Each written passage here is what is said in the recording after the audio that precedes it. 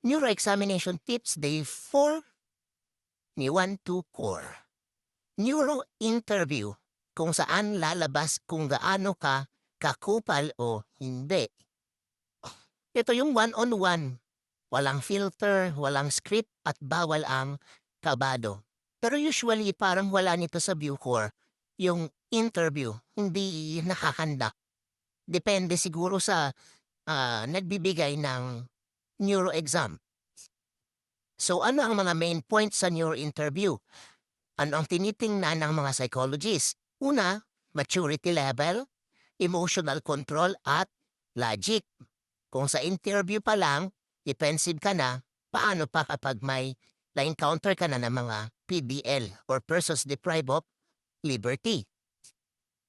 Sometimes meron din tayong neurosimulation. Ito yung situation na parang galing sa teleserye. Kung marunong kang mag-handle ng stress, dito ka papalakpakan. Pero kung hindi, good luck na lang sa'yo sa next recruitment. Ang main points dito sa neurosimulation, tinitingnan ang stress response test, role play scenario. So, kung nabi-breakdown ka sa fake scenario, paano pa sa totoong riot sa loob ng kulungan o sa loob ng piitan? Yan muna ang ating mga neuro exam tips. Tandaan mo ha, huwag kang magkukupal. Sabi dito, sa neuro exam tips na to, kailangan na meron kang maturity level, emotional control at logic. At yung stress response mo sa lahat ng scenario. Huwag kang kupal.